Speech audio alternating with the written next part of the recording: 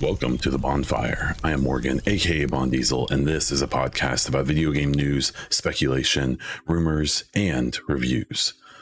This week, I'll be covering Unity's self-inflicted wounds, some good news for Xbox, Mass Effect 4 not being open world, and much more. A few things before we get started. Subscribe to the show on your favorite podcast platform and on YouTube. Please subscribe to the channel, hit the like button, and comment with your thoughts, questions for next week, or to just say hello. A special thank you to all of my patrons, including producer level patrons, Hassan and Horseman, supporter level patrons, PK, The Dawn, Cage Nephilim, and Neuronix, as well as a viewer level patron, Zinra. If you're interested in supporting this podcast and getting ad-free episodes for as little as $1 per month, please check out patreon.com/BonDiesel. This week, we have like 10 stories. I think 11, actually. Story number 1 is a pretty big one, but one that's kind of settled. We'll see. Unity has made some weird changes.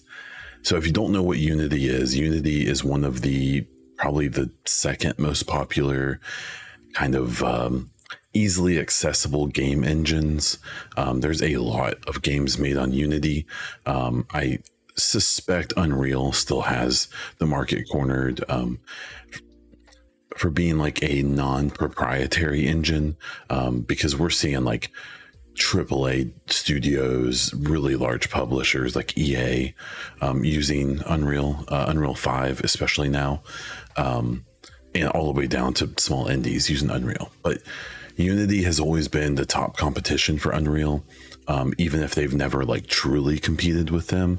And there's a bunch of really well-known, I think like Genshin Impact, Escape from Tarkov, and a bunch of other like really well-known, especially like higher tier indie games are all on Unity. And the changes they made is that the standard way for engines to charge studios and publishers that use their engine is to essentially have some kind of tiered system of revenue share. And the way it's typically structured is that like if you're a really small indie dev, you may basically get the engine for free or just like nominal fees. And it's based on your sales and your revenue. And as you sell more and as your studio is bigger and bigger, they take more of a cut. Now, I suspect that may reverse when you get to the tippy top. So like if you're developing a game on Unreal and you sell 500 copies of it, I suspect you don't get charged much, if at all. Now, if you sell 2 million copies of your game and it's big enough, you probably have a pretty decent revenue share. But I've always been curious if like with EA potentially using Unreal Engine 5 for the next Mass Effect, is that such a big thing that maybe they cut some extra deals to make it, who knows? I won't get into that today. But basically, Unity has had this revenue share before. And then they announced this week that they were going to change that. And I'm not going to pretend like I understand the ins and outs and the intricacies of this, but what's come from it is that their plan was to basically charge people per install of their game. So they wouldn't necessarily take the revenue from the developer or share like the share. Instead, every time someone downloaded their game, they would be billed by Unity. And so this brought up some issues. One of them being, how are they going to track that?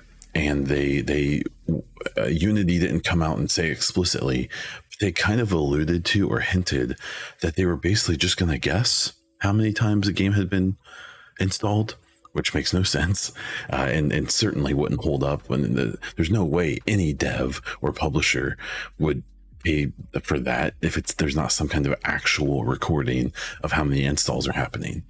The other issue is live service games. There's live service games where every user who installs the game, you might be lucky to make 50 cents off of them. And if your game is free to play, if they didn't pay 10, 20, 30, 40, 50, 60, $70 to get in, then you're just going to have to be happy with that 50 cents. Well, if it costs you 15 cents to let that person even download the game, or say that person downloads the game on multiple platforms and it ends up costing you 60 cents, but you only make 50 cents off of them, then you end up losing money by getting users, right? It's not how it should go. The final issue, and it's one that they tried to clarify, was that what about like Game Pass and stuff? So a developer makes a deal with Game Pass. Microsoft agrees to pay them so much money to put their game on Game Pass.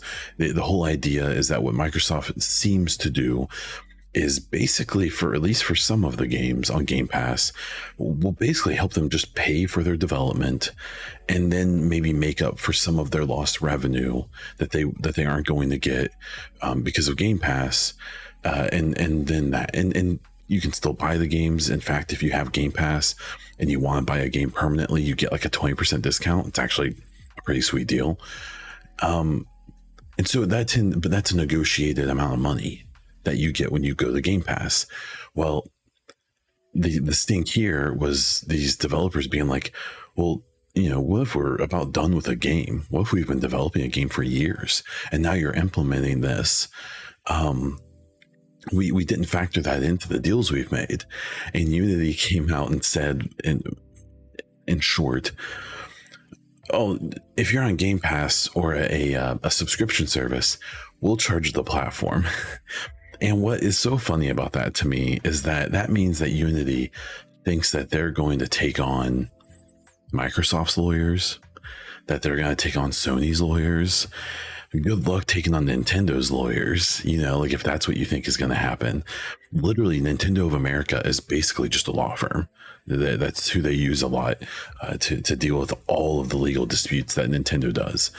And so this has been a pretty crazy situation as this happened. Unity has kind of pulled back on some of this stuff, but they've mostly just tried to clarify with different words, and it doesn't seem like anyone's really buying it.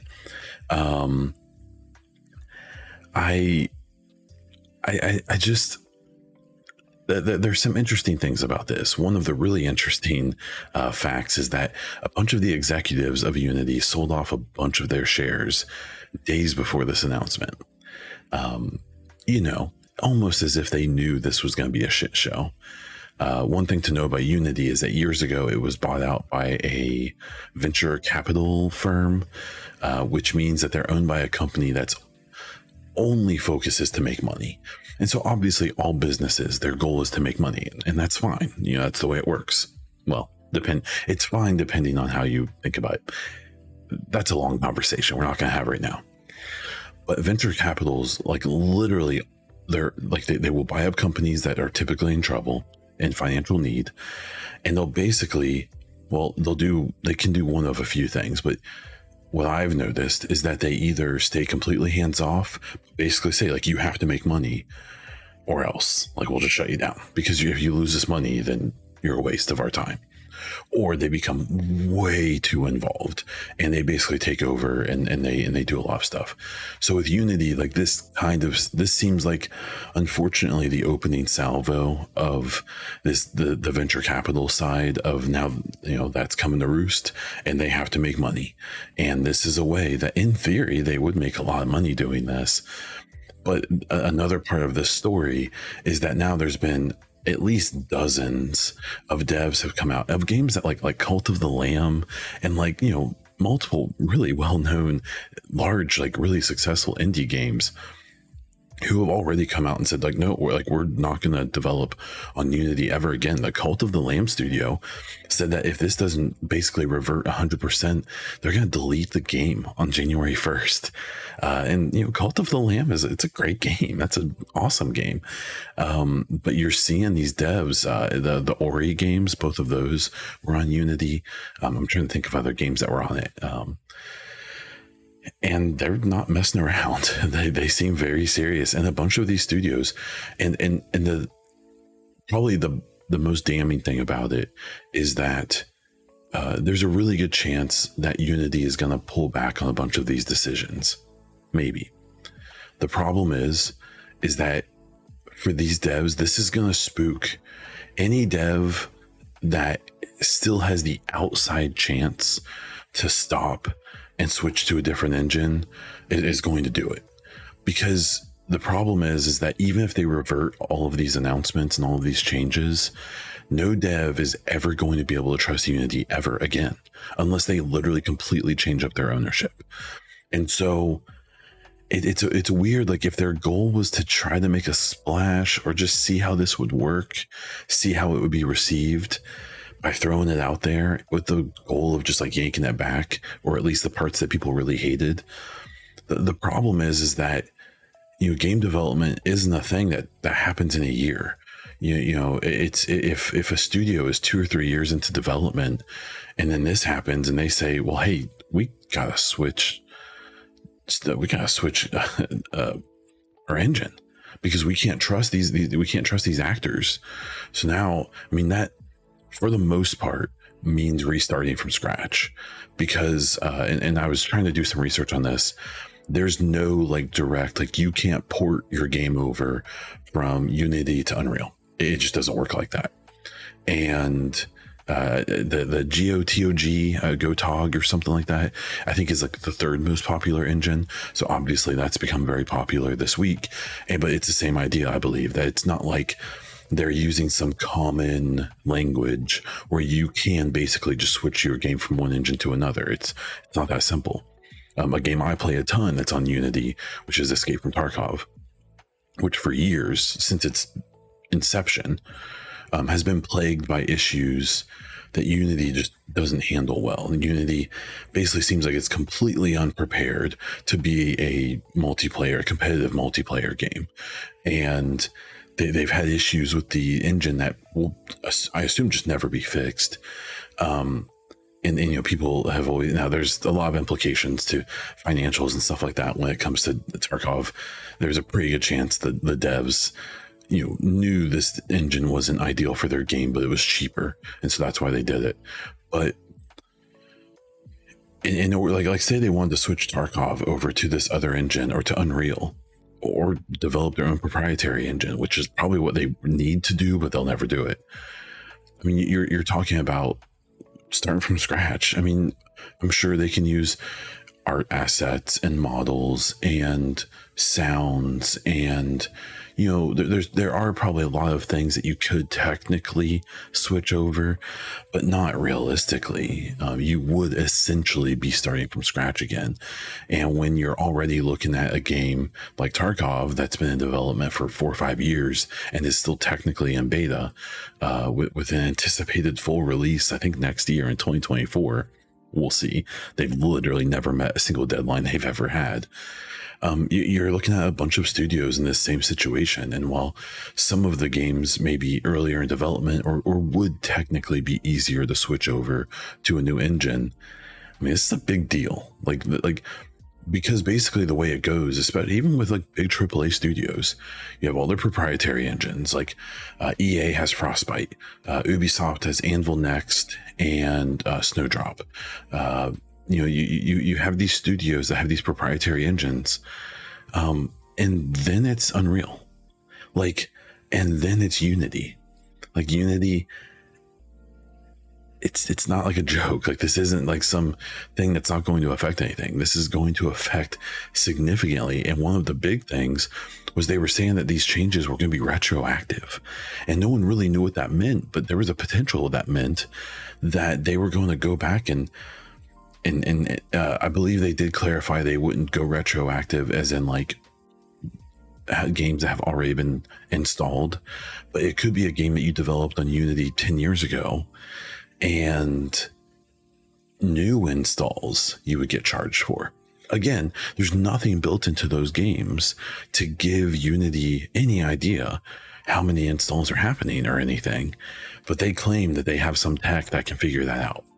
So either they're just going to guess, or they have this like ninjaware in their engine that can report things like this to them, which is like a whole different problem, right? So this Unity thing was a really interesting story this week. They were meant to have like a town hall at one of their studios to explain it to everyone. But then that got shut down, and a bunch of their studios got shut down because there was a death threat.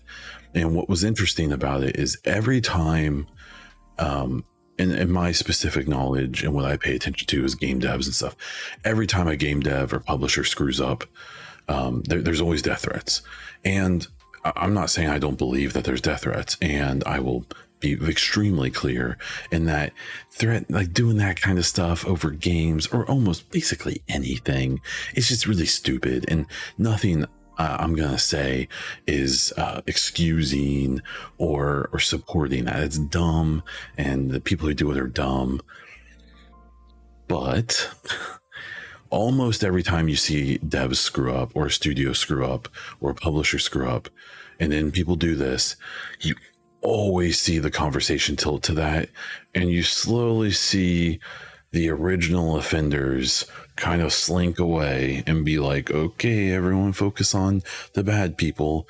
We are just gonna be quiet and slip away and let that take the conversation away from our real bad decisions. And I don't think that's going to happen here, mostly because it was found later. The police released information that cited that the person who I guess someone threatened the lives of the executives of Unity for this change, and it was a Unity employee. Not funny, bad, obviously a bad way to handle the situation, but it was just interesting because you instantly saw a bunch of people switching over to the especially journalists and stuff like that, being like, oh, gamers, they just always do this. And now all those people are being quite quiet when it was revealed that it was actually an employee who was the one who did this. So this is a hot mess. I don't think Unity's gonna die. Like I said, I think they're gonna revert a bunch of these changes, or at least make them more reasonable. I do believe you're going to see a lot of notable studios leave Unity, and maybe they'll finish their current project, or maybe they'll continue supporting a game they recently released, or maybe they'll even release a game that's in late stage development. But I think the long-term prospect here is going to be that none of these studios are going to feel like they can ever trust Unity again. It's too late. Like they again, I think they thought that maybe they could just throw this out there and see how people responded, not realizing that there was a pretty good chance that this was going to cause people to just not trust them. So even if this isn't the end of the world, even if people do get over this, they're not going to forget. And basically they're going to say, hey, if this is even the smallest possibility, then we're going to bounce. We're going to go somewhere else where that isn't the case. So it's going to be an interesting thing to see how it moves forward. I'm very curious. The second story here is a pretty quick one. Xbox Game Pass may have more than 30 million subscribers. And this was after, I believe there was a number revealed earlier this year or late last year of 22 million, which a 8+ million subscriber increase in less than a year would be a really, really big deal for Xbox, and a really, really big deal for the brand and for Microsoft. That's a huge amount of money. This was linked on this was found on a LinkedIn profile for a known Microsoft executive who was kind of bragging about this, and they may not have realized that this was probably information that was not supposed to be shared publicly, because it disappeared very quickly after these stories started hitting. So I think this is at least somewhat of an answer to a lot of people who have been very skeptical if Game Pass can sustain itself. If developers think that it's a good thing for their games, if Xbox can kind of take the focus off of selling more hardware, because they just won't. Sony's too entrenched now. So they're, going after a different market in a different way. And this should at least give some short-term confidence that this is working.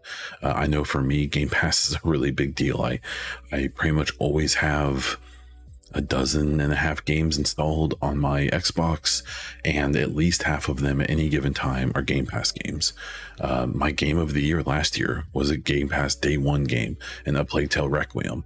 Right now, I've played I've played over 100 hours of Starfield in the last 2 weeks, and I love it. I'm gonna play Forza. There's a really good chance this year, if Forza Motorsport wasn't on Game Pass, I'd probably pass on it, but I'm gonna play it. We're gonna talk more about that in a minute. But I think Game Pass is still a really viable thing. I think it's a good idea. And I think that this potential subscriber count shows that at least right now, it's still a thing that's probably pretty viable and pretty profitable for Xbox, while they're still trying to, grab some market share in the places that typically matter. The third story today is that Mass Effect 4 may not have open world gameplay. So I did a whole video on this. If you want to check out my YouTube, it's just under Bond Diesel. I did a video about this story, and basically Jez Corden, who's a pretty well-known Xbox, journalist, he covers everything, but seems like he's pretty in line with a lot of Xbox information and news.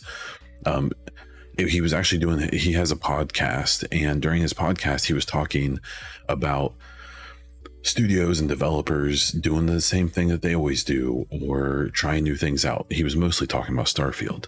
And during this conversation, he was talking about how it's an industry rumor, we'll get back to that the next Mass Effect game is going to ditch open world completely and go back to a more traditional Mass Effect trilogy style of gameplay, where it's a few hubs. It's an open galaxy that you can choose where you go, but there's not any big open world areas like what we saw in Mass Effect Andromeda, or what we've seen in many, many open world games over the last 5 to 10 years. Now, I specifically actually reached out to Jez and said, hey, do you have any more context or details to this? And he clarified, and it's what he said originally, but he reinforced it, that it wasn't a firsthand leak or anything that he had received directly from a BioWare employee. It's just a thing that basically he's heard from third and fourth hand sources, but that it sounds like it's a pretty common thread. And so my guess, these things tend to not come from nowhere. And so even if he is a third, fourth hand source on this, it probably means that at Gamescom or Summer Games Fest or PAX and things like that, that these conversations are happening amongst these journalists, especially when they're all kind of, hey, did you, so-and-so said that, someone at BioWare told them, blah, blah, blah. And the main reason I believe this, or that there's at least some truth in it, is that it kind of makes sense.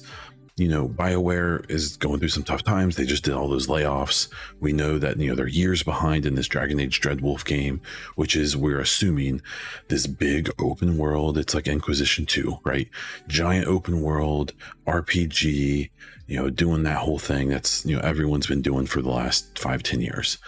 Now, what the reason I think this Mass Effect rumor is likely, or at least has some truth to it, is that if the next Mass Effect is going to be that same thing that Dreadwolf is, then it's going to take 5 or 6 years to develop, right? We won't see this game maybe on this generation of consoles. And so if the goal is instead for the next Mass Effect to come out in the next 3 years, they can't do a giant open world game. Instead, what they're going to do is something more manageable. It doesn't mean that if they drop the open world thing, not only does it not mean that it's going to be a short or small game, it probably means it's going to be a much more catered and hand-built experience, where when all of these games, we're seeing it with Starfield and we're seeing it with a bunch of these other open world games, like Starfield, which I'm going to talk about more later, that all of the planets are cool to explore. I've genuinely had fun doing all of that stuff. But if you honestly ask me that, if instead of 100 star systems and 1,000 planets, if instead, what if they would have just done 30 star systems with 150 or like 200, 300 planets that were like hand built, had very specific missions on more of them. You know, like I like what Starfield is, but I can admit that that experience would probably be more fulfilling, would probably have been better. Now, it wasn't their vision. It's not what they wanted to do. That's fine. But I just think that there probably is a world where like if you told me that like Mass Effect Andromeda, if they wouldn't have tried the open world thing with that, which the open world for Andromeda is basically like a handful of planets that have like medium to large open world areas, and all the main missions take place in those places, and the side missions take place like in the open areas, and it just wasn't great, at least in my opinion. Even if you took Andromeda for everything it is and isn't, if you would have condensed that experience down to something that looked more like the trilogy with a few hub worlds, some places to do side missions, places to do main missions, and so on, would that single change have made Andromeda better? And probably, in my opinion, at least.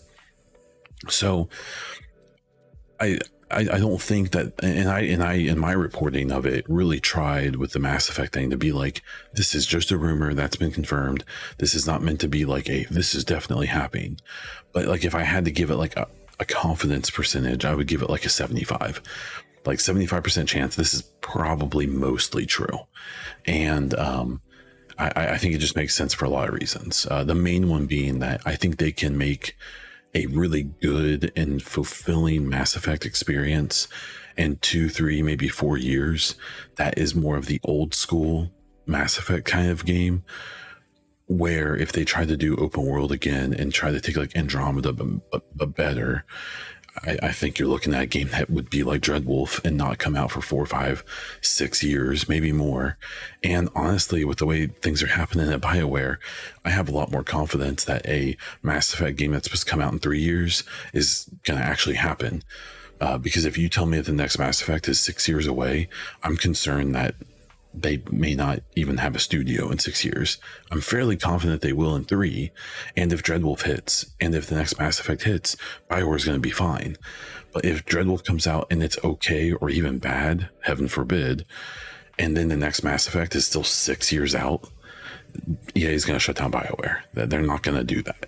Like that doesn't make sense. That will make it basically, you know, we're already 10 years since the last like big hit. BioWare had around 10 years. And by then you'd be looking at like 15 or plus years since they had like a truly successful game, in all metrics. And so, publishers aren't going to do that no matter how much history you have. So interesting thing, something to keep an eye on. Really hoping we get some interesting N7 day news this year. The fourth story, we had some Forza Motorsport previews. So if you don't know, that's the next Forza game. They are dropping the numbers off of it. It seems like they're going to be making this in some capacity a like long-term live service game, which actually makes sense for racing games. I'm kind of sick of the whole live service thing at this point, but racing games are like one category where you kind of like, okay, that actually kind of makes some sense. And it sounds like it's really good. I watched a few different previews on it. I obviously didn't get the opportunity to check it out, but it basically seems like it's Forza, like you kind of expect, but that they have changed it to try to make it more approachable to more normal people. But there's still all of that detail and fine tuning for hardcore people. Those are all really good things. That's awesome. All those things are awesome. The other part of it is that they're really touting its graphical fidelity. And this is going to be one of the first party games where they've already said it has like a high performance mode that's 60 FPS, a high quality mode that's 4K 30. And then I believe there's a high quality mode with ray tracing, which is going to be, I don't know if it's going to be 4K, but it's going to be 30 FPS with like legit ray tracing everywhere, like really, really impressive ray tracing. But then there's also a performance ray tracing mode. So that's going to be 60 FPS. Probably like 2K resolution, 1440p, I would guess, or variable. with ray tracing also. And now that ray tracing is going to be pared down. It's not going to be, super duper crazy ray tracing everywhere, but it's still going to be there. More than likely in the places that matter, part of car reflections, water, stuff like that. And so that's really exciting. I don't expect Forza Motorsport to be like a game of the year competitor, but what I do think it's going to be is a game that's going to get like a 85 Metacritic score and is going to be a absolute hardware showcase for Xbox. The same way as I think Spider-Man, the upcoming Spider-Man game, Spider-Man 2, is meant to kind of be that, because it has it has the 4K, resolution. It has the ray tracing. It has the performance modes and stuff like that. And in motion, that game is just gorgeous from what we've seen so far. I think the difference is that with Forza Motorsport, it seems like it's going to be a thing where, like, if you zoom in on stuff like these materials, these textures, this lighting, and all of this is going to be like amazing. Or Spider-Man 2, I think we've already seen that when you get too close or things stop moving, this looks like a PS4 game that, has been upgraded quite a bit, but still has those roots. And maybe that's why it can still do some of the performance things it's doing. And maybe that's true of Forza as well, but it kind of doesn't seem like it. Another interesting thing about Forza, and this is a fairly standard thing at this point for racing games, is when you're in like a gallery view of like your car, there's this thing called level of detail in games. And so the way most games use it is when an object is really close, you're seeing it in full quality, highest resolution of textures, the smoothest version of the model that has the most intricate, everything. And as that object gets further away from you, the textures get lower resolution, the shapes get a little less detailed, so it can save hardware headspace for your system, your PC or your console. And that's how games work, right? So what sounds like it's gonna be really cool about, like, if you look at one of the cars you designed in a gallery, is it's going to be the like really high frame rate, so it looks nice and smooth. It's going to be the 4K textures, and it's going to be the full, like, completely blown out ray tracing, and it's just going to look gorgeous. Now that's obviously not in the middle of gameplay, but that is in a it's just a way to showcase the work that these studios have done. The studio has done on this game. It's also exciting because it's going to be a good look at the same engine that they're making Fable on. And while I have huge concerns about how in the world they're going to take, because I believe it's on a proprietary engine, I don't think this is Unreal or anything, I will always have concerns about them trying to turn a racing engine into a open world third person magic RPG engine. But at the end of the day, all engines are just collections of tools. And so if they've designed that engine to be flexible enough, or if their engineers are good enough and they can make it work, then it could be really cool. Because if Fable's able to take advantage of all of these really impressive tech things that Forza Motorsport's doing, Fable could be a very interesting game. The next story is just my quick kind of final for now Starfield thoughts. I probably this coming week plan on doing like a more formal Starfield review, including like my final like review score of the game and kind of where it stands in my game of the year and stuff like that, which I'm still deciding. I'm still thinking about. But my kind of final thoughts, like where I'm at with Starfield right now. I'm over 100 hours. I believe I'm around 110. I've beat the main campaign. I beat a couple of the side faction things, and then I went to the New Game Plus. And I don't want to spoil anything, and you can't really talk about New Game Plus without spoiling.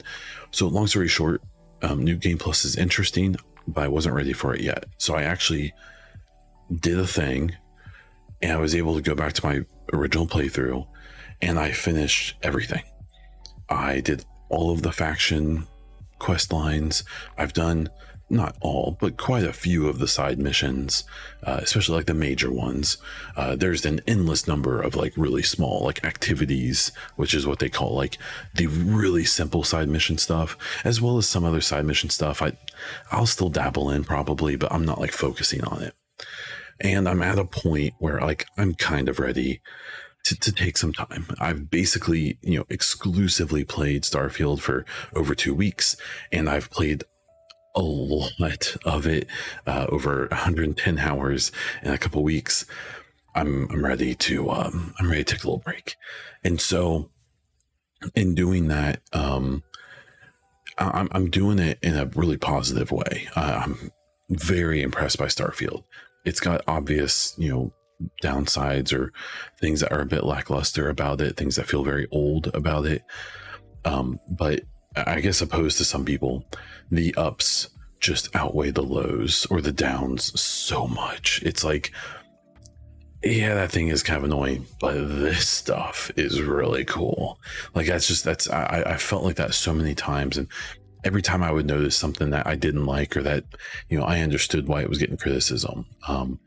I just felt like then I would notice like 3 things where like no one's talking about that, or things that I just really liked. I love the soundtrack. I actually really like the characters. I think the base aesthetic of this game, this being this like grounded, near future NASA punk is the thing I keep seeing it described as. Like, it just looks so cool. The ships look so awesome. Many of the environments, especially the interiors of everything, look so good. They're so detailed. The spacesuit designs just look so good. Just so much of the stuff, it just looks good, and then it sounds great. A lot of the weapon sounds, a lot of the audio in this game is really good. The music and the soundtrack is just out of this world. So good, no pun intended. There's just so much about it that I really like. I love the main story. I liked one of the faction quest lines a lot. The other ones were fine. If you're playing Starfield, do the UC Vanguard questline. I thought it was fantastic. Do the rest of them too. That one, at least in my opinion, stands out a lot. Like, there's the main storyline, which I think was great and I really enjoyed it. And then the UC Vanguard questline could have been its own game. It could have been the main story of this game, and I would have been completely fine with that. That would have been super cool. But it wasn't, and it was great. So and now I wait. I'm gonna get back to probably my Baldur's Gate playthrough, get back to my Mass Effect playthrough I was doing. I'm starting to load up mods for Mass Effect. I'm probably gonna do another PC playthrough because there's like new mods out, and I didn't do everything right that first PC playthrough, and I want to do an updated mod video to suggest new mods, or give updated suggestions. And I want to play Forza. I want to play the Avatar game when it comes out in December. I want to replay some, maybe like Jedi Survivor, and I really like that game, and now it looks really good. So this is going to be a time for me to delve into my backlog or even future log. Now, that said, once they update the game, Starfield, once they get native DLSS in, once they do a DLC, I'll be back like in an instant. And even like, I want to do the New Game Plus stuff. We'll do a whole spoiler cast eventually, but like, I want to do the New Game Plus stuff eventually. It's like, it's hard to explain. It's a different way of playing the game. And I'm willing to do that eventually. But I'm connected to that first playthrough. The real dilemma I've had is, do I want to do a fresh playthrough from scratch or do the New Game Plus? Because today I would be way more likely to do a from scratch new playthrough. Knowing everything I know now, I think I could do some things differently and have fun with it. But then the New Game Plus does have some enticing aspects. So we'll wait and see. Either way, Starfield, just an awesome game. And if you have any interest or any ability to play it, please do. It was I did finally check it out on Series X as well, and it feels great. It is 30 FPS. When they said that there is a difference between a game that is absolutely rock solid 30 FPS, like never dips ever, and that was my experience in the half hour I played. It feels really good, as opposed to some other games that are doing like their quality mode is 4K 30 FPS, but it still dips to like 25, 20 FPS every now and then. You feel it. I will say, at least in what I played, the 30 FPS on the Xbox doesn't feel bad. In fact, it felt pretty good, but that was limited. So we'll see. Okay, we're going to take a short break and I'll be right back. Okay, so I mentioned it briefly, but I wanted to quickly talk about like what I'm going to do next for games, because I don't know. I already said I have a Xbox Mass Effect playthrough. It was a human-centric playthrough where I was, only doing human squad mates, making choices that generally benefited humanity. In Mass Effect 2, I bought in on Cerberus until I couldn't anymore. And so I'm in Mass Effect 3 on that. I think I'm like a third of the way through the game. I'm probably going to finish that out, mostly on stream, but probably on my own a little bit too. I may have started downloading, like I said before, some PC mods again for Mass Effect. I'm going to do that again sooner than later, probably around N7 day, get started on that. I did have a second Baldur's Gate 3 playthrough going, where I was playing as a paladin. I was romancing Lae'zel instead of Shadowheart. And it's weird. Like, Baldur's Gate 3 is probably still my game of the year. I was doing that second playthrough leading up to Starfield coming out. But there's just something about... I'm finding it hard to get motivated to go back to that. And it's not Baldur's Gate's fault. It's a great game. But after doing a playthrough of Baldur's Gate, which took a long time, and then starting another one, which I pretty much played exclusively with some Tarkov mixed in there, and then Starfield, and I play all the Starfield I've played, the idea of just jumping right back into another like really big RPG like that, especially one that I'm not feeling the combat. I just don't like turn-based combat. I just don't. I tried Sea of Stars. I played it for like 20 minutes, and I need voice acting. I need real-time combat. I need some of that, which is why I'm probably going back to Mass Effect for a while. I will finish that second Baldur's Gate 3 playthrough eventually. It's probably not happening right now. It's probably going to be like next summer or something, but we'll see. I've surprised myself before. There's the live service games I've been ignoring. Apex Legends, I haven't played in months. Battlefield 2042, I was playing a ton before Baldur's Gate came out, and I haven't touched it in 3 months, 2 months. The Division 2 had some content delayed that I think is coming out relatively soon, and so I'll dabble with that, even though I really hope Year 5's it. I really hope they move on from that. But and then there's just like general backlog stuff. Like, I really wanted to play through I had another playthrough of Red Dead Redemption 2 going, right? I haven't gotten to that. I've got a few games from Game Pass just sitting on my Xbox that like I want to try and play, and I never have. I've never gotten to it, and I just keep getting distracted, and so it's a good problem to have. It's only going to get tougher. We have a few more games coming out this year I'm interested in, and then we have like Hellblade Senua's Saga next year. We have hopefully a few other big titles coming out that I'm excited for. Dragon Age Dreadwolf, hopefully. And I think this backlog / lack of ability to choose or commit is probably not going away anytime soon. We got some new Cyberpunk 2077, kind of showcases and news this week. So they have so there's 2 things going on with Cyberpunk right now, if you're not aware. So there's the 2.0 update coming like here in a couple days. And then there's the Phantom Liberty DLC. So I believe the 2.0 update comes on the 18th, I think. or 16th. It may be tomorrow, soon. And then the Phantom Liberty DLC comes like a week after that. And the big thing that they've been touting, and I've started to see some reporting on it, is that this 2.0 update, it's not like a complete reimagination of the game, but it is taking a bunch, if not most, of the core mechanics, and it's replacing them or changing them drastically. And so like all the skills and stuff like that are changing up. I think I said like the stealth systems and the melee combat and things like that are changing up. I know that they've even said that like the police system is going to be different, where like you'll straight up like they compared it to Grand Theft Auto, the way that you can get in a bunch of trouble and then get killed or arrested, and then you have some issues with that. And so I'm excited for this. I'm just a little skeptical. I did a playthrough of Cyberpunk where I rushed it. Like I didn't play half the content probably, but I liked it. It was cool. I like didn't romance anyone, even though Pan Am like she was there. I just didn't realize I messed up, and I didn't do everything I had to do for the romance.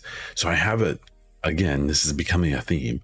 I have a second playthrough of Cyberpunk sitting there where I'm romancing Pan Am and stuff like that. And so I still don't know if they've talked about Phantom Liberty and how you access the DLC. I'm assuming it's not like a different, well, supposedly there are new endings to the game, but that you need to be like in the middle of a playthrough to do Phantom Liberty, which will be perfect for my situation. And so I am excited to see the changes they've made and to get into that. We'll just see if I play it all the way through. I want to check out the Phantom Liberty DLC, but we'll see. I don't know. So far so good. They're saying all the right things, but the problem is I will forever be a little skeptical of them, because they said a bunch of good things before the game. The game came out originally, and I still don't think they ever got enough crap for that. I think what they did, for every person who says, look, well, actually the game worked really well for me, I had no problems. Okay. But even beyond the tech issues they were having, I still just kind of felt like Cyberpunk was a very shallow, but very wide game where, it was supposed to be, or at least it was being touted as this like genre defining game. And instead it was just like a pretty good game that we had kind of seen before. At least that's my take. So I'm hoping this 2.0 update kind of, puts it in the place where it was probably supposed to be in the first place. And I'm hoping the DLC is really, really good. Jedi Survivor got an update, a pretty big one. And after seeing some testing from Digital Foundry on this, please check them out.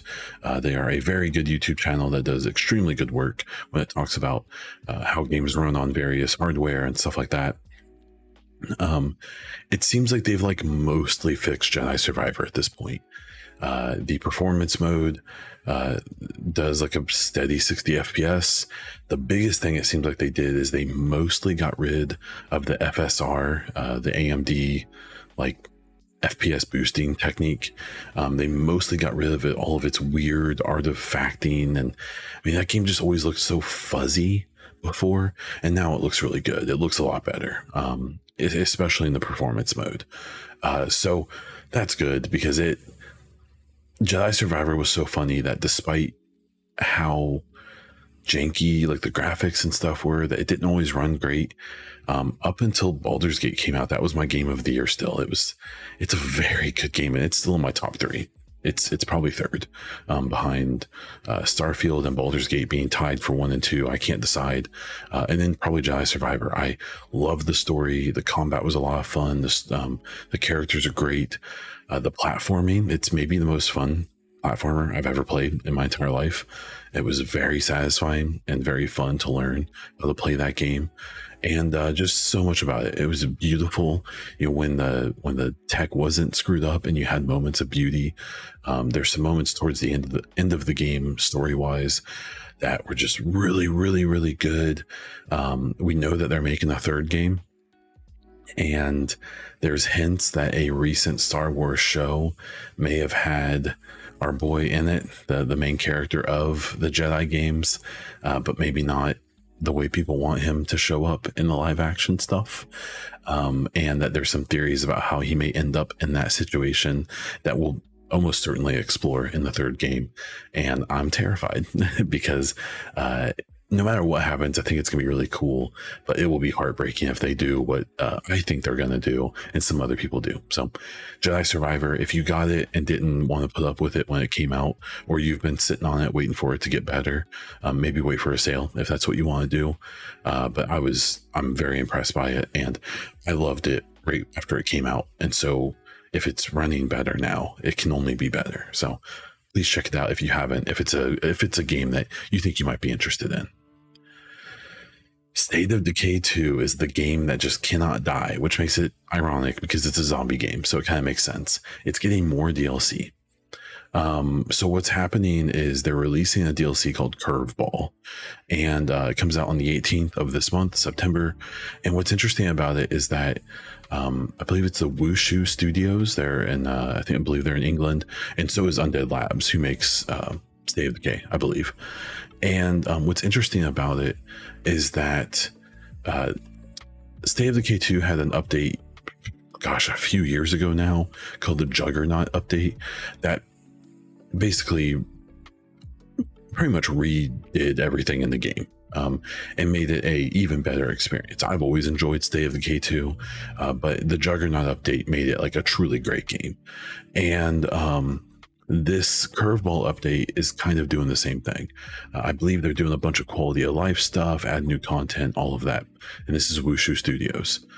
And specifically, Curveball is referencing this new mode or mechanic in the game that will basically randomly give out these like world situations. So it could be that zombies drop ammo, which they don't typically, or it could be that zombies have way more health than they did before. And so that's the curveballs part of it. So this is interesting. I'll definitely jump in and play it and check it out. I may not no life it because things are busy, but I'm interested in seeing what it turns out to be. What's most interesting about this, though, is that we know there's a State of Decay 3 in development.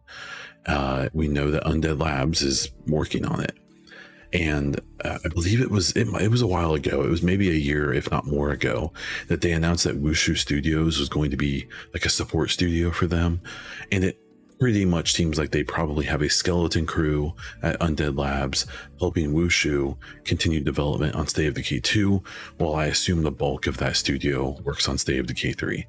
Now, a couple years ago, they did have some issues where it came out that former and current employees were complaining about some kind of really crappy stuff that was happening in that studio. Supposedly, the people who were the issue are gone and left, or were asked to leave, and hopefully that situation's been better, because State of Decay 2 kind of flies under the radar, but that game has probably been the most respectful game of its players that I've ever seen or been a part of. I don't play all the time. I have played a ton of that game in the past, but just recognizing that, you know, these many years later, like if I look at the content that State of Decay 2 players have gotten compared to what I've gotten as a Division 2 fan, which these two games came out pretty close to each other, I believe, it's like night and day. Like State of Decay 2 has gotten the way better experience, at least as a live service game. So good on them, good on those devs. I hope that all of the lessons and trials and tribulations they've learned from all of these years of State of Decay 1 and then 2 especially is going to give us a really cool State of Decay 3. Embracer Group is possibly selling off Gearbox. That's a studio like that, like Borderlands, basically, as well as some other things. There's no definite plans. I believe there's even been some comments coming out being like, yeah, we're just looking at our options. But Embracer Group continues to fall apart. I forgot to write it down. The studio that made Immortals of Avium, this was a EA partner game where it wasn't done by an EA studio. They just published it, basically. a Venom or a Vernum or something like that. They laid off half of their staff because Immortals of Avium is not doing well. And it's really interesting. I've seen some people blame it on, so Immortals of Avium, if you don't know, which you probably don't, was supposed to be this like basically like Call of Duty but with magic. It was made by a bunch of former Call of Duty devs, and it was supposed to be like a different twist on that, and it seems like it kind of fell flat. A lot of people are blaming it on it came out in the midst of like Armored Core 6, Baldur's Gate 3, and Starfield. I don't think that's the biggest issue. From what I've seen of the game and what I've seen from reviews and previews and stuff, it just doesn't seem like it was a very good game, unfortunately, a game that anyone really was asking for. And I think that's probably unfortunately a big issue. So one thing that I did think was interesting is that it seemed like a lot of the people laid off, or especially people who had worked on Unreal Engine 5. And so if there's any upside to this, there are a ton of studios and a ton of developers adopting Unreal Engine 5, even studios like CD Projekt Red making the next Witcher game and stuff, that these Immortals of Avium developers have developed and released a game on Unreal Engine 5, where a bunch of other studios are probably still learning the engine. So hopefully a bunch of these devs are going to be like invaluable to other publishers and other studios, and hopefully they all find jobs really fast, because Unreal Engine 5 is going to probably dominate this generation by the end of it. And so I think people with experience on finishing something in that engine, even if it was a bit underwhelming, are going to be like super valuable. Nintendo and Sony had a couple small showcases. I'm not a super big Nintendo fan. Some of that stuff did look kind of interesting. Anything Mario is always going to kind of raise my eyebrow. I'm just waiting for that next console. So maybe I'll talk more about Nintendo when that next hardware comes out. And then the Sony show was kind of just like, I mean, it was a third-party show. It was basically, here's things that we've shown you already, but more of that. The first party they showed was Insomniac Spider-Man 2, and then they did a preview event for that as well. And so there's a lot of people talking about that right now. It seems, and actually a really good quote I saw was from Tim Geddes at Kinda Funny, who's like, probably one of the more casual people in their studio, who he's just kind of like probably like the most normal gamer. And he basically said he made it clear. He's like, Spider-Man 2 feels amazing. Like everything about it feels great, but it is a sequel to the first Spider-Man. So, if you didn't like that game for some reason, this one isn't going to win you over, because it's the same game. It's just better.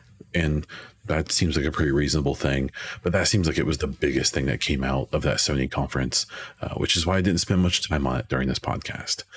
I'll hit some quick content updates at the end here. If you watch my YouTube, or if you late night watch my Twitter, you'll know that pretty notable games journalist decided to tag me in a post and tell people that they should stay away from me over an interaction that we had, of all places, on freaking Blue Sky.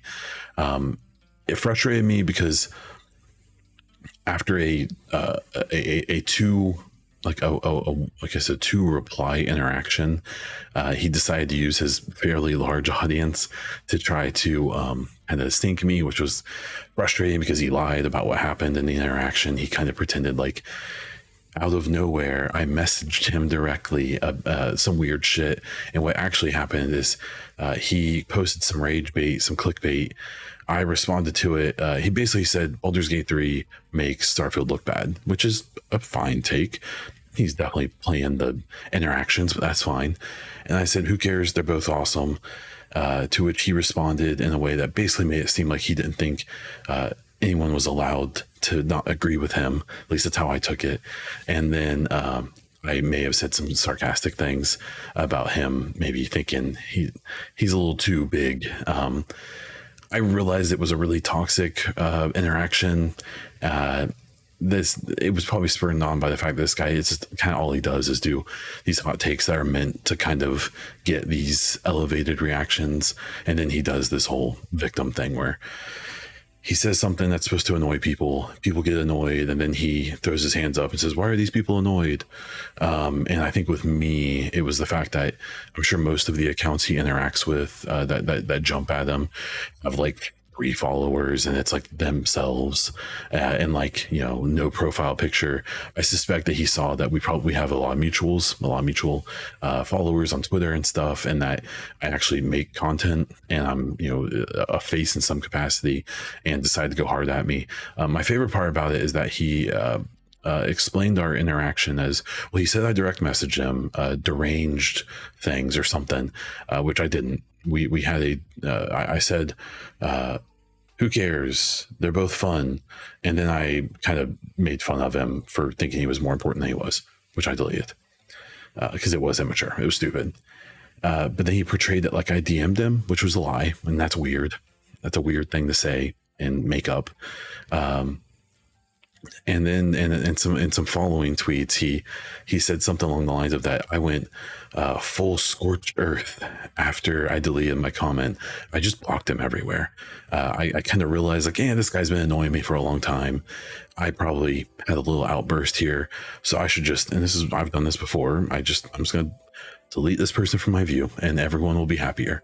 And he decided to portray that as me losing my mind.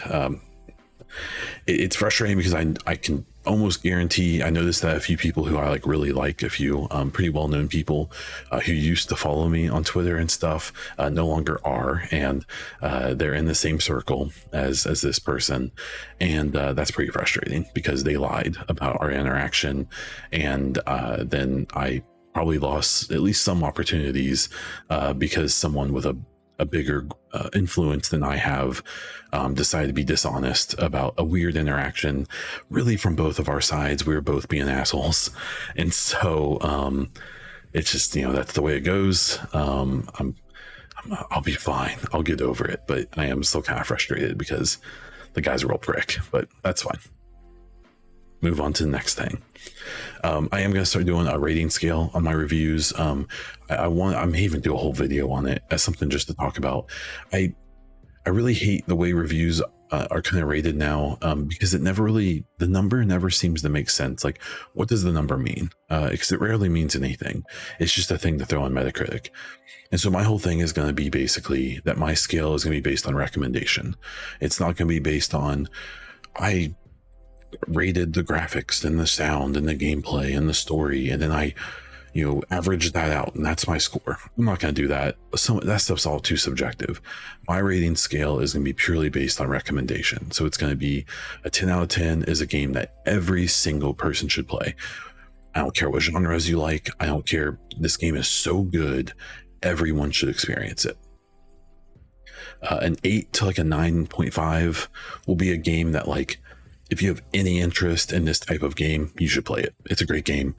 If this genre, like, the only people who shouldn't play it are, like, if I give Forza Motorsport a 9.5, you should play it unless you hate racing games, right? Then like 6 to 7-ish is going to be like, if you like this genre, you're probably going to like this game. If not, you probably won't. Because there's lots of games like that. There's lots of very good 6 or 7s out of 10. I just think that you need to be its target audience, and that game will be great. But it may not be for everybody. And then the 1 to 5 will be some kind of some kind of system of, if I give something a 1, I probably won't ever, because I probably just won't play a game that's that bad, but we'll see. So be on the lookout for that when I do any reviews or when I talk about games here on this podcast. And then the last thing is Mass Effect N7 Day 2023 is coming up in a couple months. And so around that window, I plan a week before and ending a week after, I'm going to do a big merch giveaway. I'm still figuring out the logistics of it.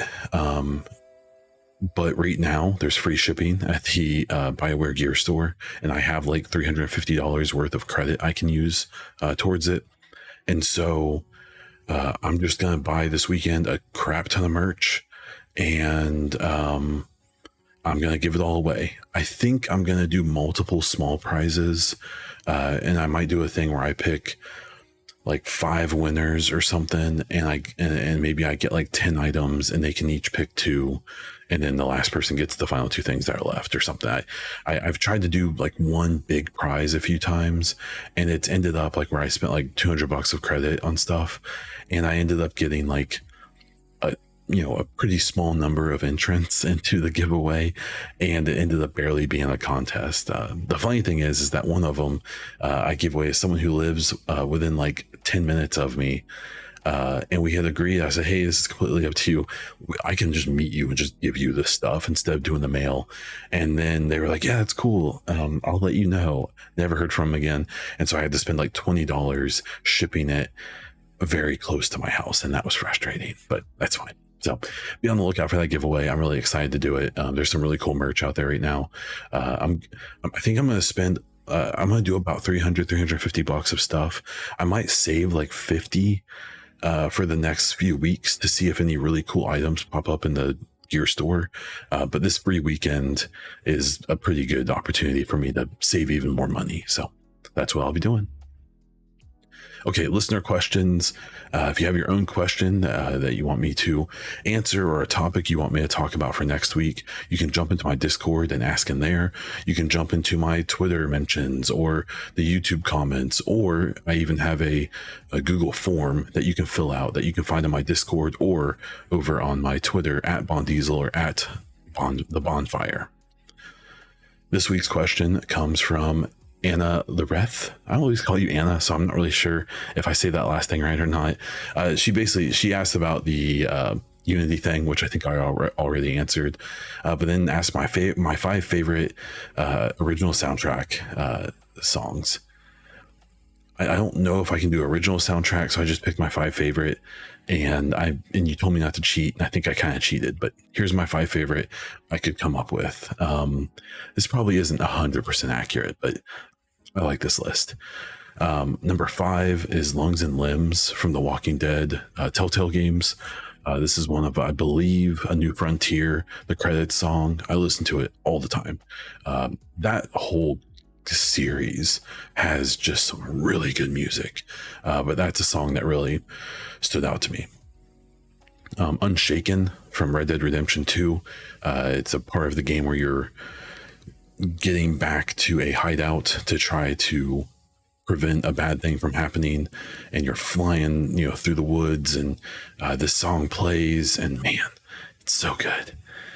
Hela from Hellblade 1, Hellblade Senua's Sacrifice. It's the final boss song, and the music's completely different than like the rest of the game, and I'll never forget in the way the game ends. It's cool, and I'll never forget like the goosebumps I had the first time I played, or the only time I finished that game, and that song was playing, and I just like, oh, it was so good. It was great. Compass from Red Dead Redemption 1. This is the song you hear when you're returning in that game. I mean, it's a really old game, so spoilers, I guess. Your family gets held hostage by the police, and you have to do a bunch of stuff for them. And once you do enough of the stuff, they release your family. And when you're, again, it's kind of like Red Dead Redemption 2. You're flying through these roads. You're trying to get home because you know that your wife and son are waiting for you that you haven't seen in a really long time. And this song plays, I believe, when you're riding home for that. And it's just so good. And then Vigil is my number 1 from Mass Effect. I'm one of them that I hope that the next Mass Effect game has at least one good Vigil soundtrack moment where we see an old friend or something and it plays. I don't know, but Vigil, to this day, like every time I start a Mass Effect 1, every time I finish Mass Effect 3, I typically start a Mass Effect 1 right up.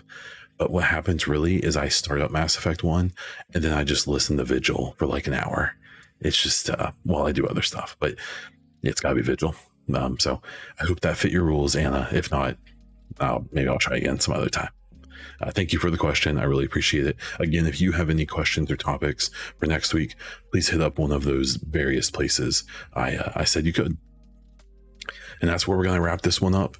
Thank you so much for listening. I really do appreciate it. The solo podcast, this isn't the most popular podcast genre in the world, and it really does require input from the listeners. And so I really appreciate all the discussions we have in Discord. People hit me up on Twitter and the YouTube comments and stuff like that. Be heard. I want you to be a part of this show, so please do that. Please be a part of it. Not a huge audience we're working with here, but more than big enough for me. And it makes me really happy that an extremely large room of people listen to this show every week, and it makes me really happy. So thank you very much. If you have any feedback as well, please let me know. I'm happy to change things up. I'm always happy to try to make the audience happy. You can find me all over the internet as Bon Diesel, including on Twitter, YouTube, Instagram, Threads, and over on Twitch, where I try to stream a couple times a week, but things get busy. It doesn't always happen, but please be sure to check that out. If you want to support my content, you can check out patreon.com/BonDiesel. You can subscribe over at Twitch, especially with your Amazon Prime sub, which is free to you, or you can check out my merch that is in the link down in the description. That's all I have for this one. So until next time.